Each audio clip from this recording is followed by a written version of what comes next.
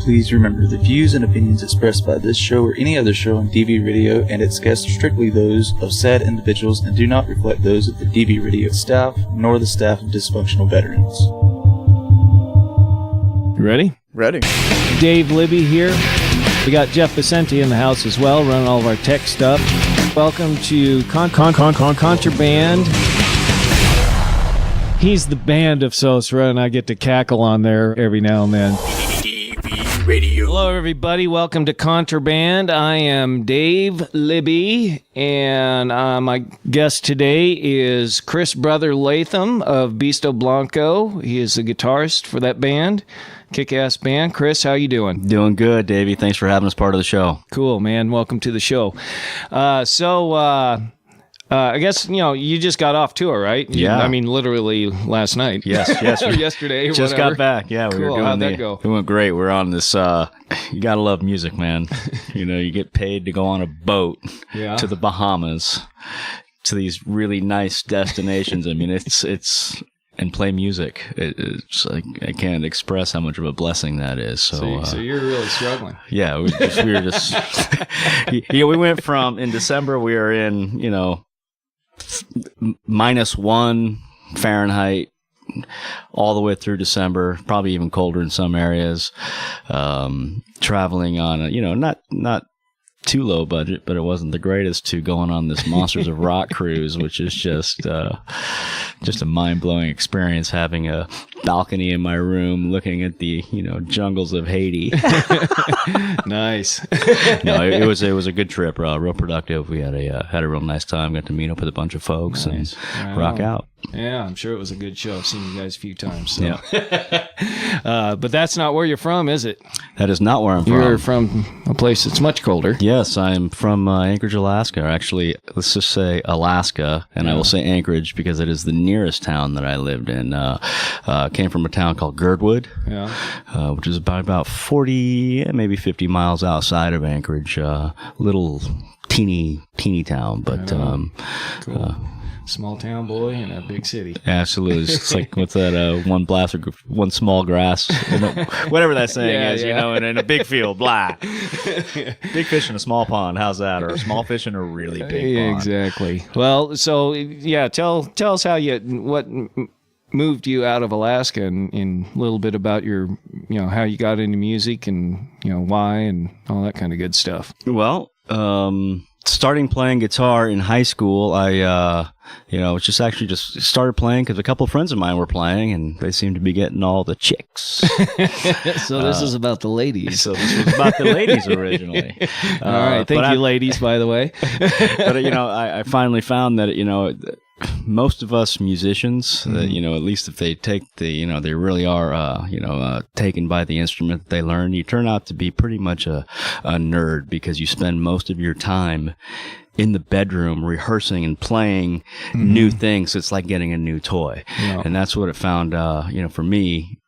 I learned the first song and I was like, oh my God, it may have been some really simple 3-chord song, but it was just really cool to me. And then I learned my first G major scale, and I found that half the day has gone by and I'm working on this scale. Yeah. And then it turned from learning to a piece of another song and finding, oh man, I really like this guitar player. I started learning him. And the next thing I know, it's like my whole social life was with my instrument. But you had the chicks. No, because I was playing the instrument now. That's why I say, probably, a lot of great musicians spent most of the time just sitting in their bedroom or wherever, but by themselves learning and really being, involved and one with that instrument. Yeah. So you learned to play the guitar. Mm-hmm. Obviously, you took it to the next step of joining a band, right? Yeah. So how was that experience for you? I mean, And all this, you're still in Alaska, right? Well, where you picked up the guitar? Right before, I was still in Alaska. And so there was a talent show, and it wasn't anything to win awards. They just had this talent show, and it was it was in the auditorium. And oddly enough, the auditorium that was from my high school was the biggest concert arena, which is not an arena, an auditorium in the state of Alaska. So everybody that came up there to play at that time, with Ozzy Osbourne, Ted Nugent, Molly Hatchet, all these acts, they had to play my high school because that was the biggest auditorium in the whole state. So I played this talent show, and I just did a guitar solo. I didn't have anybody to play with because, I just didn't. So I just played a guitar solo that I mishmashed some Yngwie stuff that I, attempted to even try. And some other licks that I had learned from some guitar players that I really, really loved. And just to hear my friends and the people in that audience, which was about 2,000 people, just cheer me on. They all knew me, of course. It wasn't like, new fans or anything. That was the bug, I think. Yeah. That was the bug to play live. I was like, wow, what a rush. Man, if I could bottle that adrenaline, man, music wouldn't have been my calling. I would have been the biggest, adrenaline dealer in the world. I'll get you. So after so that was successful. Mm-hmm. You got the bug. What after that? So then I, graduated, and I wanted to take it further. I wanted to learn more music theory. I wanted to be a working guitar player. So I moved to California, moved to Los Angeles, went to school, went to college. And at the same point, after going to college for a couple years, I wanted to dedicate more of what I was learning to actually learning just music and not learning algebra and all these, English and all these other things I was learning in a standard college. I went to a music school called Dick Grove School of Music. Spent a year there and graduated from that, and just really brought me into, the whole realm of how the chords that I'm playing and the things that we do and why they work with each other. Yeah. And why they don't. Yeah, exactly. Yeah. I know why they don't. Just put a guitar in my hands. Well, cool. So what was your first band that you were in? First band I was in was a band called Pandemonium, and it just happened to be that they were also an Alaskan band. Oh, cool. And there was I lived in Sherman Oaks in an apartment building. I was living with my folks, and you got to have repairs done. And one of the guys that was doing, most musicians have another job of some sort. And so one of the guys that was doing some of the maintenance around the building happened to be a singer of this band called Pandemonium, who happened to be signed to Metal Blade Records. Oh, nice. And they were looking for another guitar player. They already had it. They just wanted to add another guitar player for the record that they were putting out to be able to fill out the sound. And, there I was. Bam. So I just kind of fell into it. I learned the songs and jumped in and had a real good time with those guys. And, when I was in Alaska last year, I was playing the Hard Rock in Anchorage.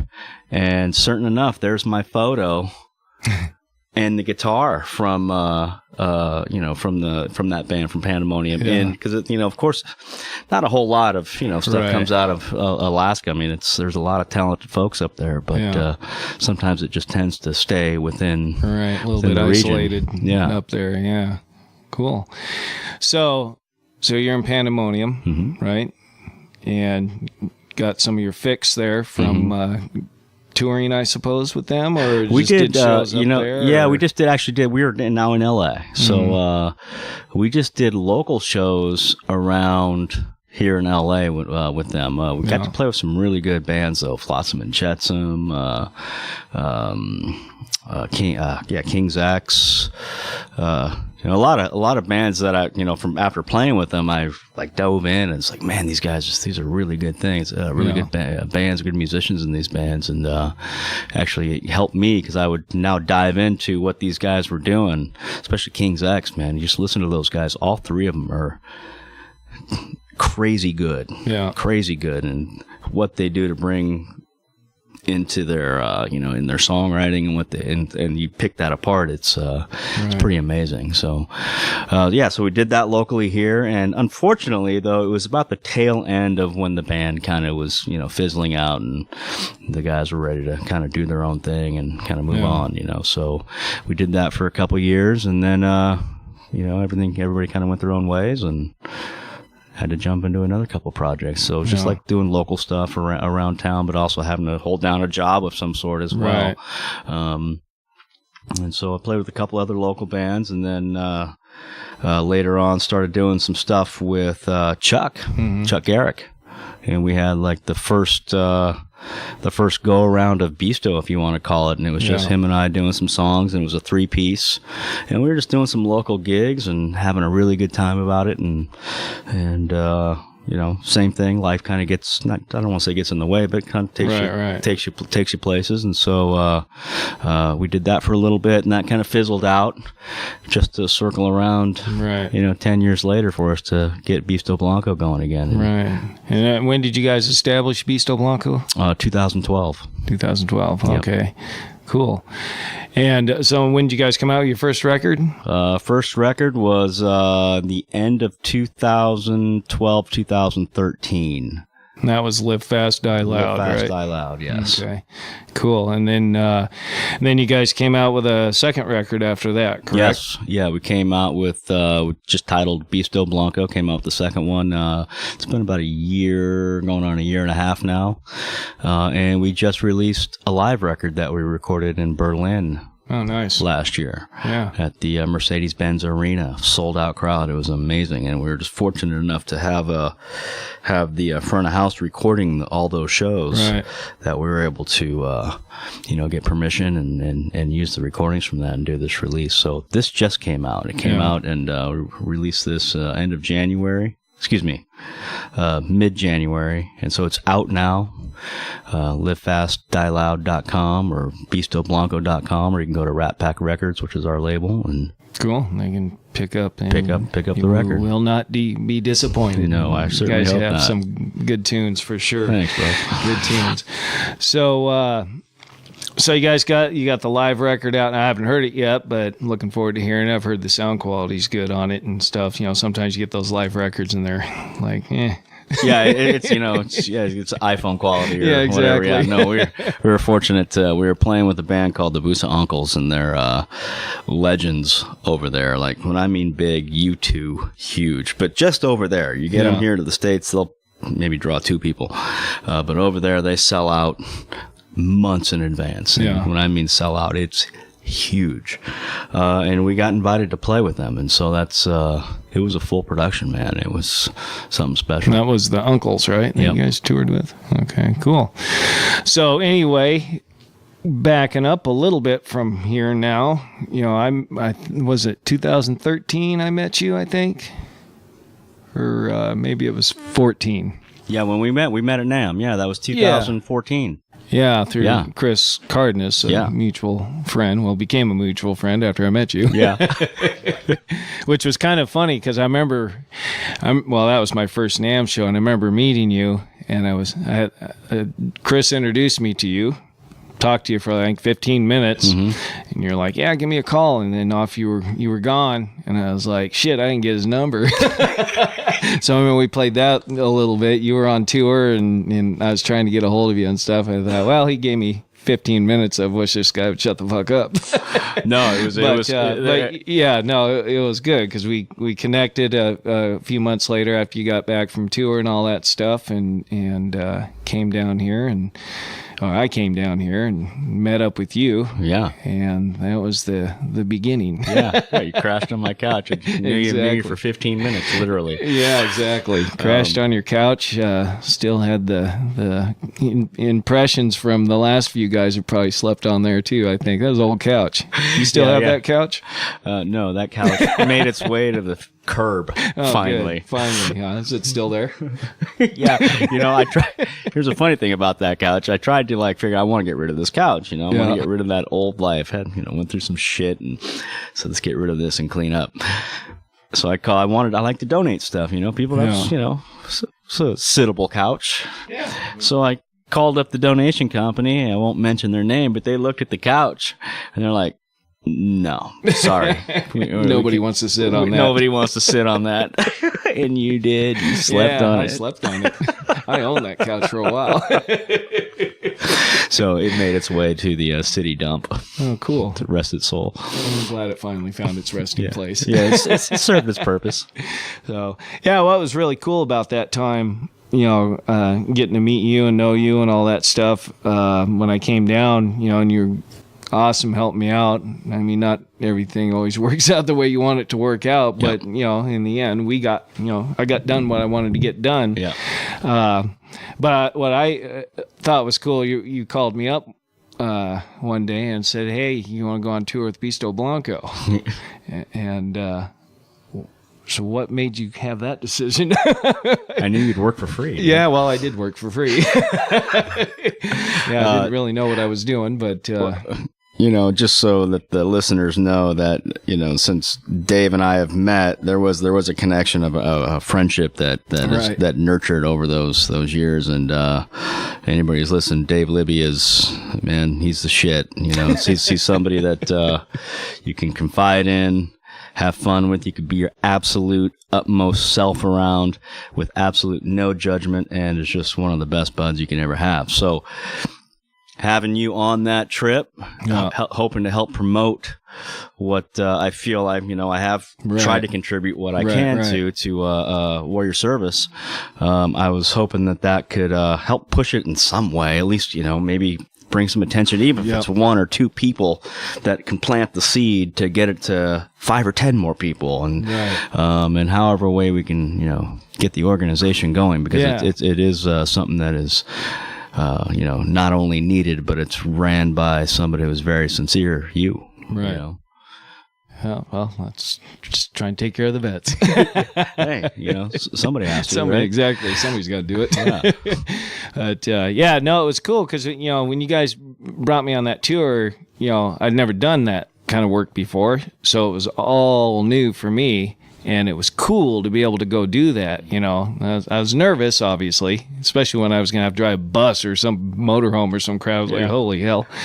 But, it was cool because I didn't know that work. I didn't know that whole world and stuff. And it was cool to get in there. You guys gave me that opportunity to jump on board, go on tour with you guys, you know, slinging gear around and all that kind of good stuff. And then, you know, the additional coolness was you guys let me set up my own stuff too. You know, I got to sell my little Warrior Service shirts and put up my basically a little stand. You know, Chuck every now and then would mention Warrior Service at the shows and everything.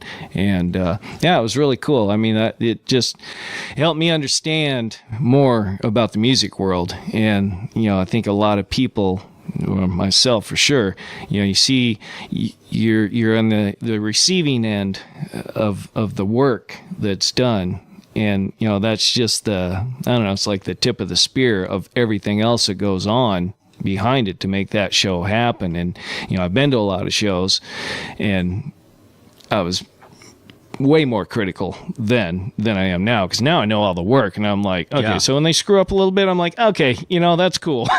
Everything else going on, I can live with that. Yeah, you might be thinking, God, how are we doing on merch tonight? Because we need gas money. Yeah, exactly. Oh, God, I'm supposed to play that A chord right there. Shit. Exactly. You gotta sell some more T-shirts, get some gas. Right.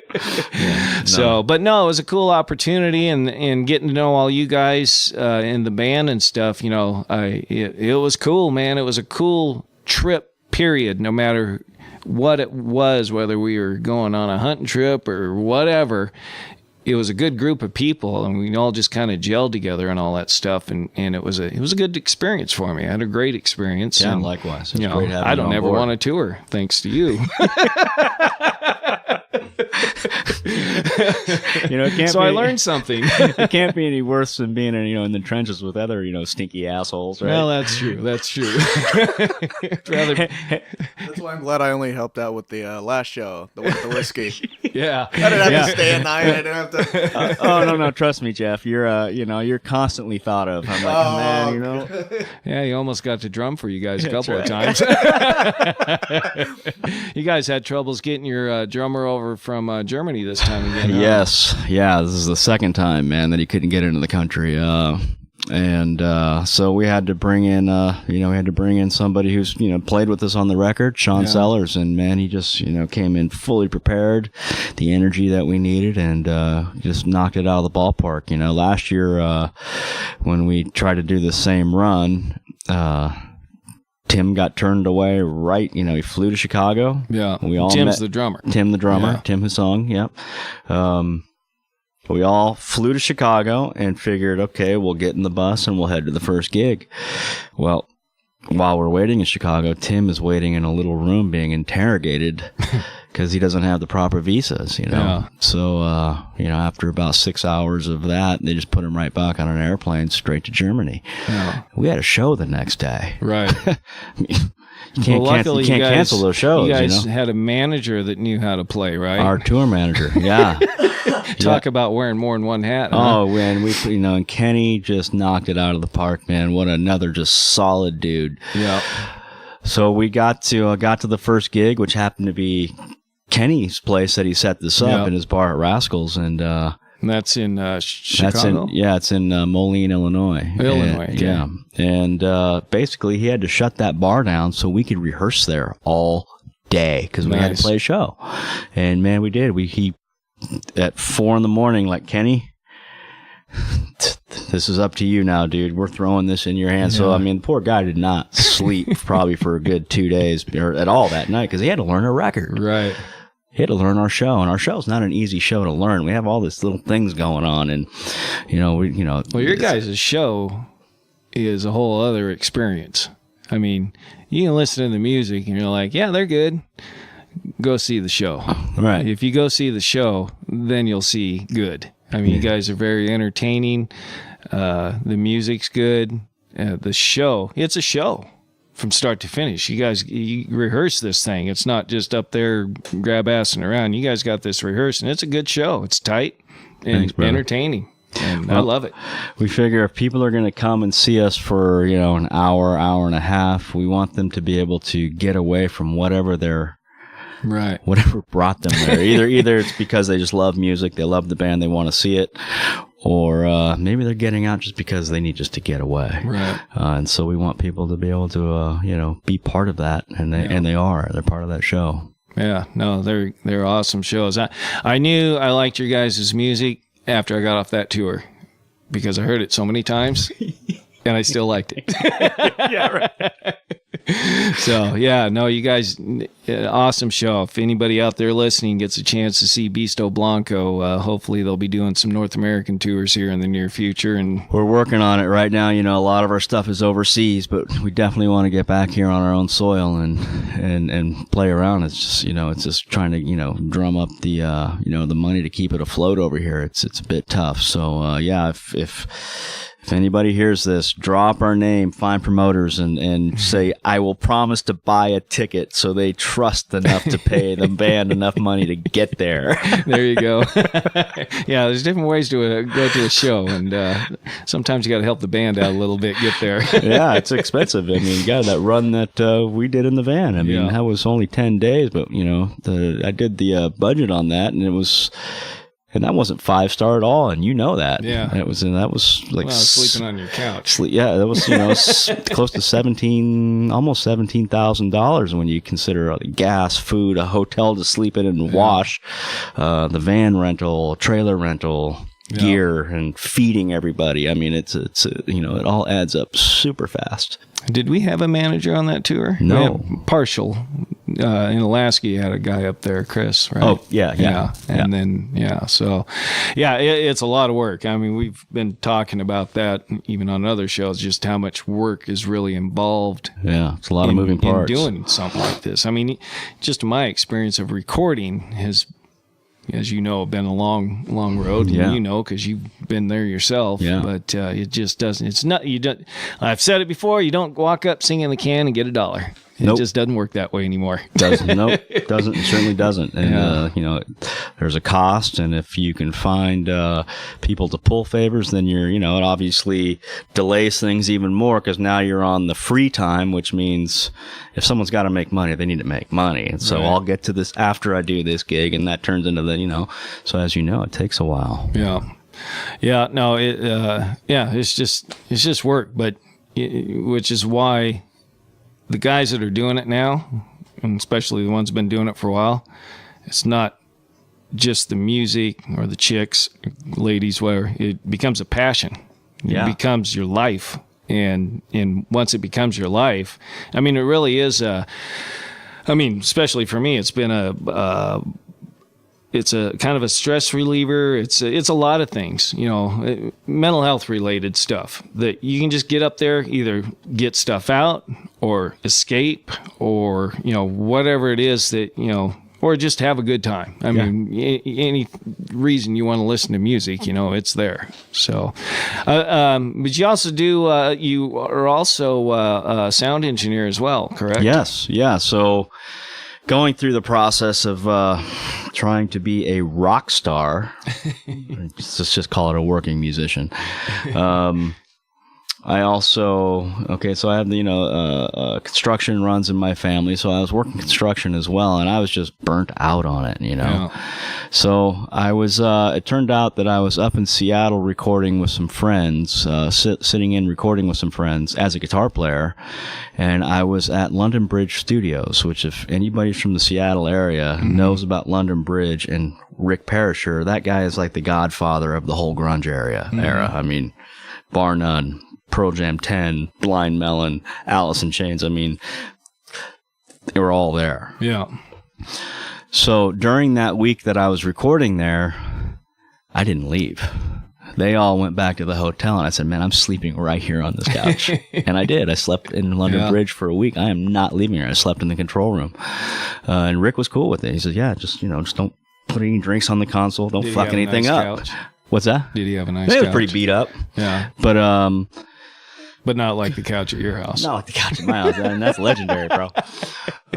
So I stayed there all week, and I'm like, you know what? As I'm, learning and I'm winding 2-inch tape, I'm like, man, this is kind of cool. I think I can do this for them. I can make records until I become a rock star. Yeah. So I went to school, and I had basic concepts of recording, but I went to school and dove into more of the theory of signal flow and how things work. But of course, by that time, tape was on its way out. Right. And digital was already on its way in. It's back before any sound engineers out there know of, if they've been doing it long enough.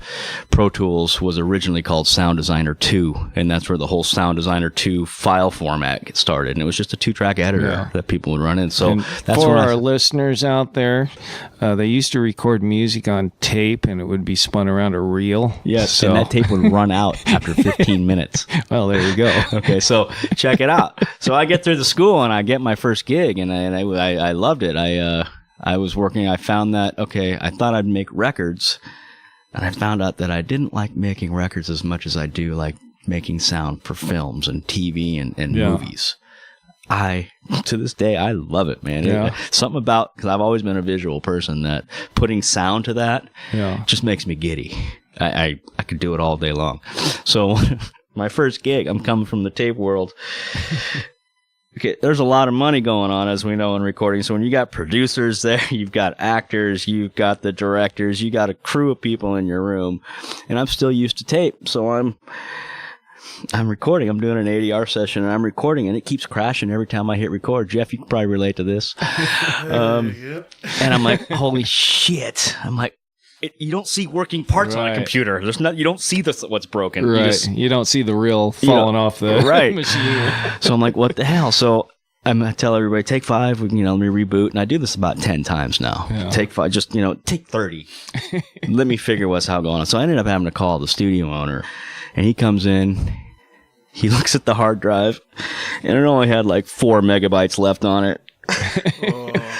And I'm like, oh, hard drives run out of space just like a tape. But you see the tape. Yeah. So, he plugs in the hard drive. It's fixed in, a matter of seconds. Yeah. And 2 hours have gone by now. And so what I liked is that I start up the session again, and I have everybody in there. And he comes up behind me while I'm recording, and he whispers in my ear, and he says, "You just cost me $5,000.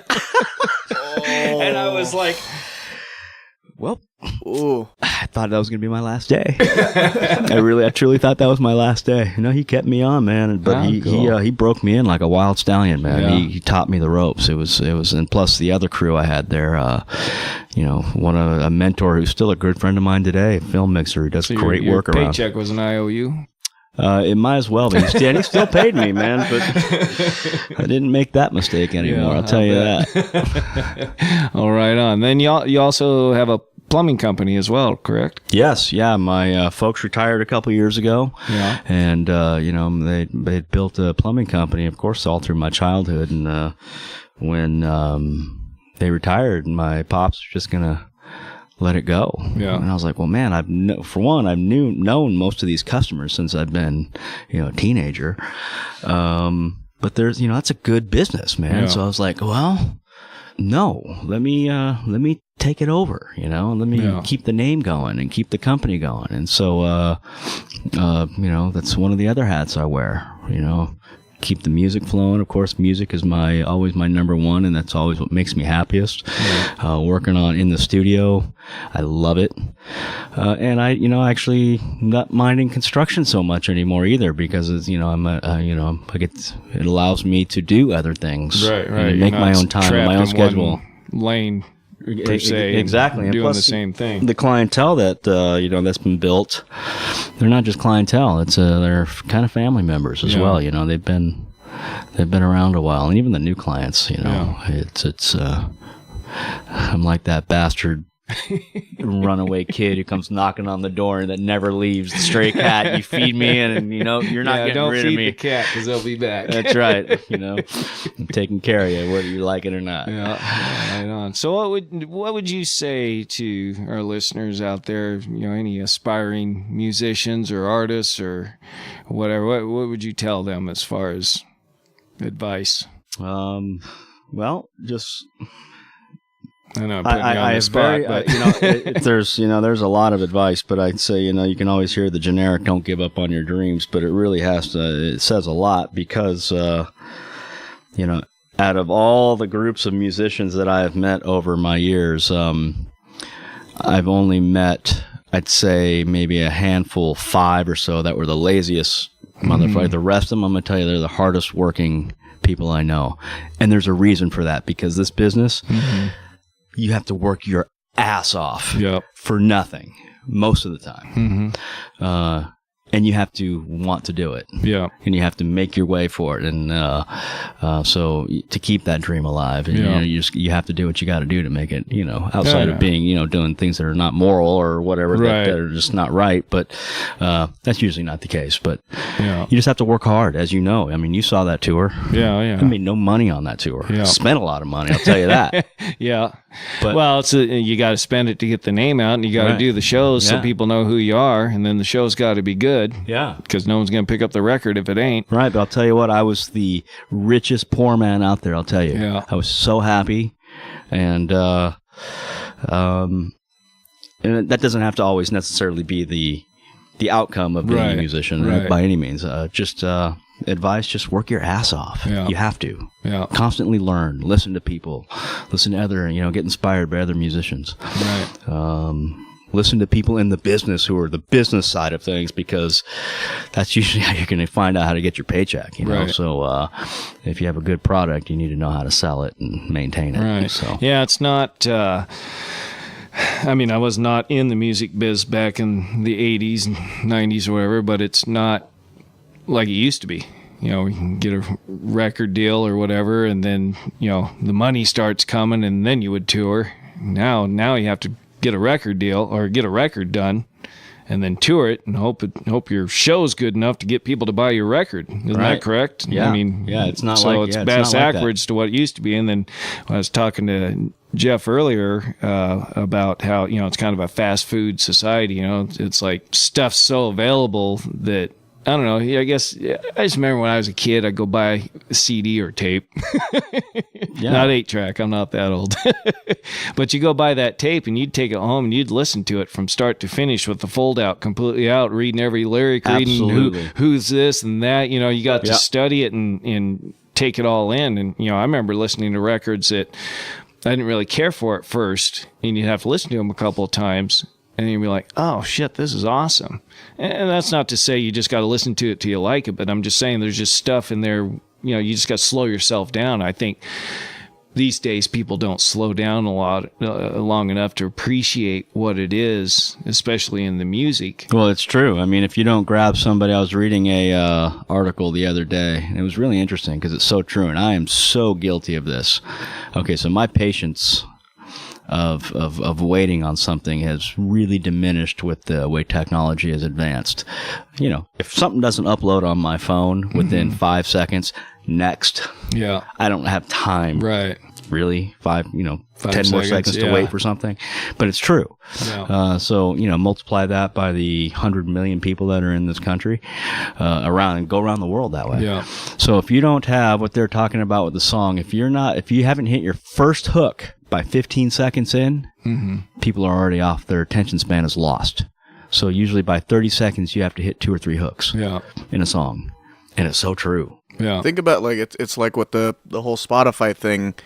You don't like something, you just next vote it down. Next, they won't show you that band again. Yeah. It just like, oh, okay, they don't like it, and then guess what? They don't remember your name. They don't remember the song. They don't remember what you sound like because they don't care. Right, and it could have been just that one song they made exactly. that attached to them. Yeah, and it could just be your taste. You just didn't like. They tried something different, but I mean, there's all reasons why and all, I guess, all that stuff. But, you guys are a great band. Again, listeners out there, ever get a chance to see Beasto Blanco, go check them out. But in the meantime, before you do get to see them, go get their record. I can't pick my favorite one, because I haven't heard the third one yet, and 2, because all the songs are good. There's any Beasto thing with Beasto Blanco on it, you're going to like it. No, thanks, brother. So it's all good. Jeff, you got any questions for our friend Chris here? Did you guys talk about how meeting here at the studio? And yes, no, we haven't talked about that. No, because So- I mean, we all. Chris. I met you here. You met Dave. Through me. because I was exactly. because I was supervising the session. Yeah. that where you guys were working on stuff together with Byron and all of them. Like, no, that's and then even from that, and that's when we started hanging out and everything else. So. Yeah.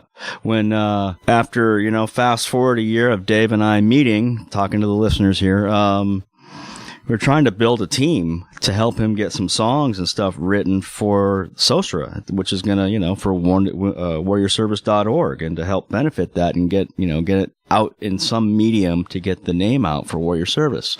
So Dave has just a book, and that's not just one book, but a book of just incredible lyrics and poems. Nice. That was for his that was basically getting all the stuff in hell that he's gone through, and probably good times as well, but out of his head and on paper. But I wanted to do some songs, so that's when you came to me and said, hey man, I need help.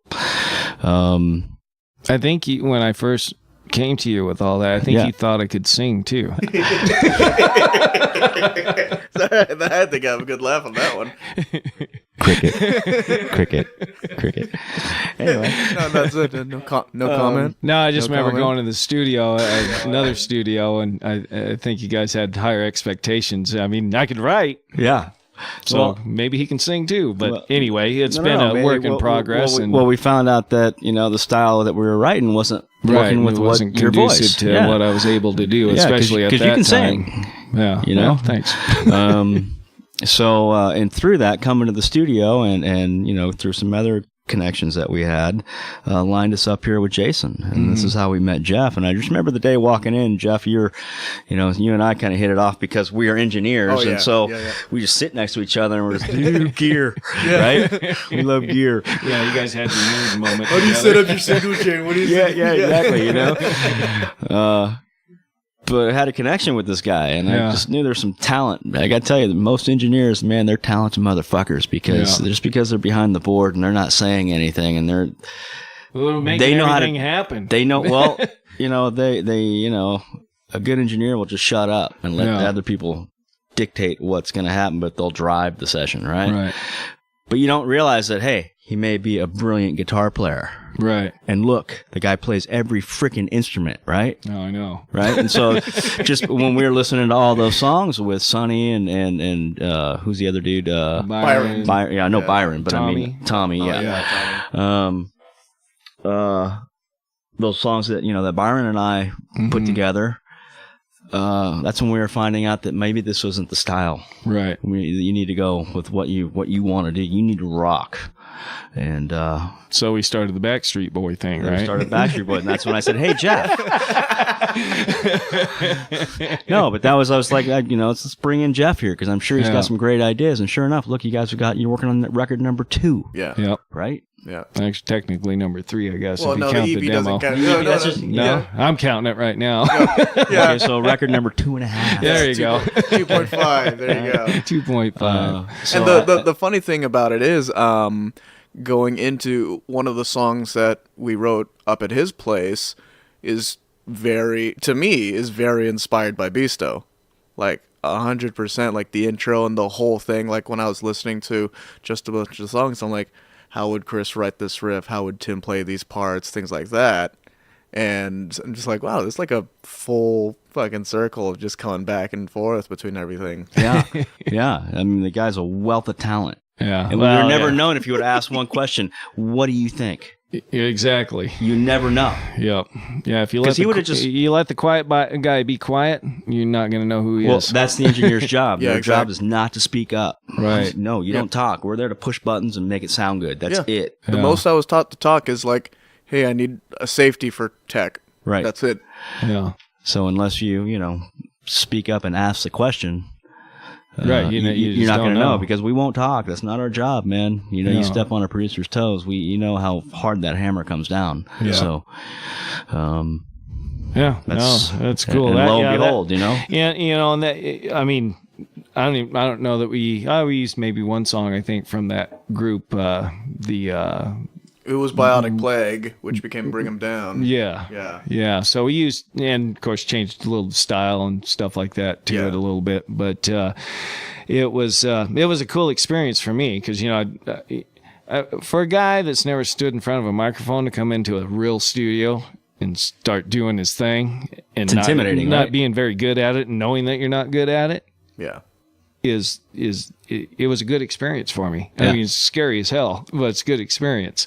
And, thank God for Jeff. We mentioned that on the other show, but, and you too. I mean, if it weren't for you coming to pick me up at the airport, I wasn't even sure if you're going to pick me up, to be honest with you, because I met you for 15 minutes, dude. I was like, God, I hope this guy gets me. I was like, well, I wonder what he looks like. I don't forget. I just, when we spoke at NAMM, it was, for the longest time, I got to say, again, going back to the advice to people, the music business can be very hard and it can just make you very jaded and where you just don't want to do it anymore. I haven't been that way, but I've been like exhausted. Right. And it was nice to try to do, to jump on board to do something to help people and, helping our vets and helping, what you want to do. Right. And help our vets, man. These are our people, man. Yeah. That was inspiring to me. It was really inspiring. I was like, okay, there's no way to say no to this because this is cool. Finally, there's like life in music, something that it can shoot it for. Yeah. And I feel like I was almost a military brat. Yeah, so to speak, because being in Anchorage, right. We have Fort Rich and we have Elmendorf right there. Well, 80% of my friends were their parents were in the military, so I lived on those bases practically, right. Spending the night hanging out with my buddies. Yeah. So, just to know, and be enlightened to what was not being done to help you guys afterwards and during. Yeah. I don't think anybody really knows unless they actually talk to somebody in full length and actually get to know somebody so they don't think they're just bitching because they're not. No, that's not the case. Well, I mean, you know what I'm saying? Yeah, absolutely. It's you hear it on the media, you hear it on the news and, all that stuff. And thing is, your neighbors, your friends, your relatives, there's veterans are out there and, thank you for your service is cool, but, like you and Jeff and everybody has done for me, which has never really been for me. It's been so that I can take it and carry it on to the vets. Absolutely. I was just a vehicle for that. And even with the music that we're doing and talking to you now and all that, I just want to share my experience with vets and stuff, so they can see, hey, you know, that guy did it and he couldn't sing a tune, and now look at him, you know, and there's just so many things that you can do. And I just, instead of telling people what they can do, I'm trying to be that example of what they can do, you know, and that way, if they say, well, I can't do that, I'm like, well, I can't either, but I did it, so here I am. Yeah, right. But it absolutely, and that's kind of the part of the point of this whole show is to let people out there listening know that there's people out there like yourself and like Jeff, and you know, that want to help. You know, maybe you're not rolling in the cash or anything, but like even with the music industry, we all know it ain't all about the money, because there's not much there unless you're established. But so you have to, you know, you got to have that passion and stuff, and that's what I like about the people that I've met on this journey, is just the passion to help vets. You know, they maybe know an Uncle Joe or something didn't, you know, wasn't doing so well or whatever.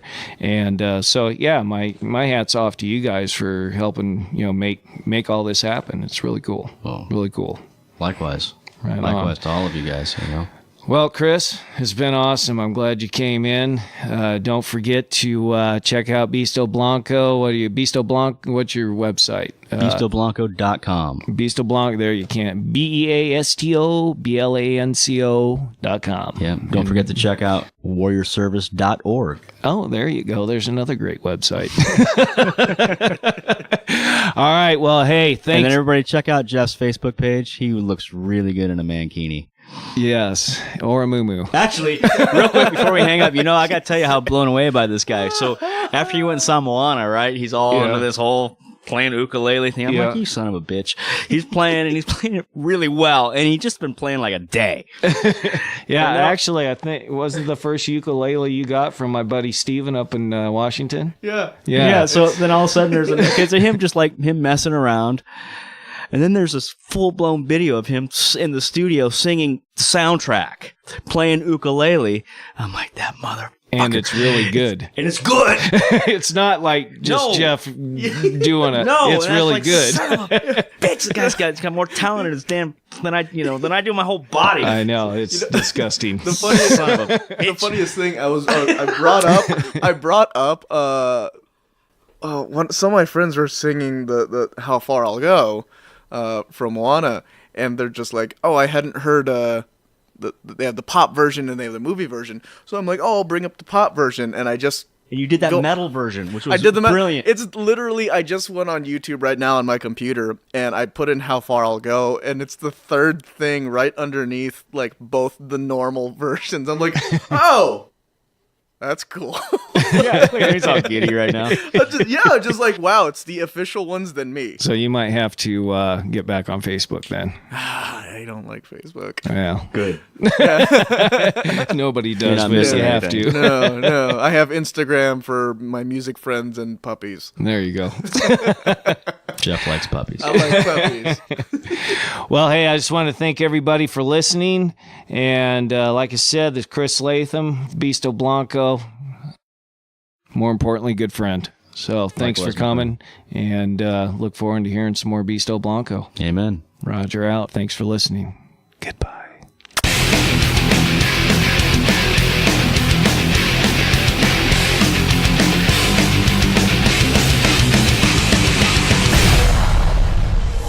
DB Radio.